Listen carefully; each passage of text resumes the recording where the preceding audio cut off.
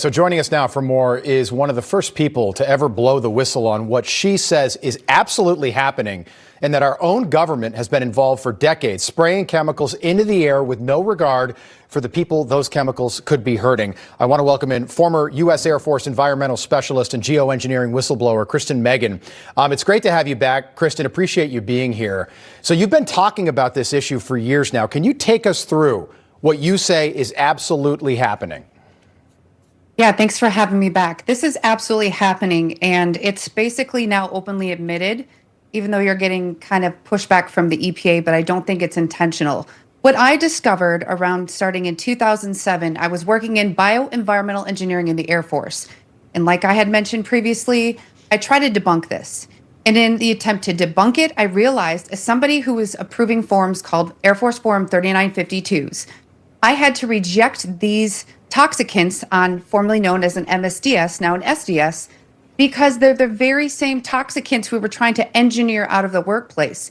So why would we be procuring more? So lots of soil sampling, air sampling. Once I got threatened, I knew I'd found something, and it's very much happening. In fact, when I finished my master's around 2015, it was in one of my environmental textbooks that they were doing it. So it's a shock to me that people still think it's not happening. Yes, yeah. I sold the book, but I wish I still had it. And we can all see it if you look up, and it just doesn't make sense, that it's coming from like a Delta flight flying overhead. So your role in the Air Force, if I'm understanding it correctly, was basically to approve these flights long before takeoff, and eventually you just said, no, I'm not going to do this anymore. Is that accurate broadly? Well, it wasn't approving the flights. So when you're using hazardous materials, you have to track them from cradle to grave, use and disposal. So when I was in the Air Force, I'm basically OSHA and EPA, but in the military. So I had to make sure that we were keeping workers safe. So we had to understand what we were bringing on and how could it affect human and environmental health. Right. People will say to me, they're like, well, we don't think this is happening. If this isn't happening, why have multiple states passed laws banning weather engineering, including Florida, including Texas? Can you explain that? Yeah, that's exactly it. I know a lot of people have taken the angle of, because people still don't believe it. Even if you don't believe it, there's people that are trying to take action saying, look at what they're claiming. Because when the government claims that they're going to do something, they're already doing it. And they're trying to say, even if you don't believe it, would you want it to happen? It has these human and environmental impacts.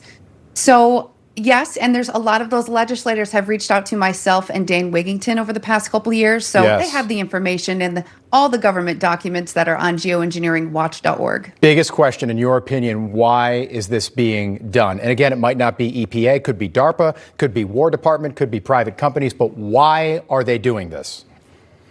I think there's a multitude of reasonings. You control the weather, you can handicap many people. We did it flooding the Ho Chi Minh Trail.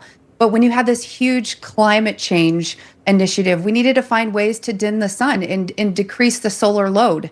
So this is fear-based. And I also think it's financially incentivized through betting on crops. And again, handicapping anyone in war.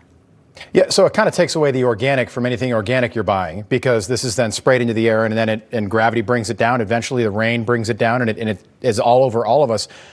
What are these crops doing to people? Or I'm sorry, these chemicals doing to people?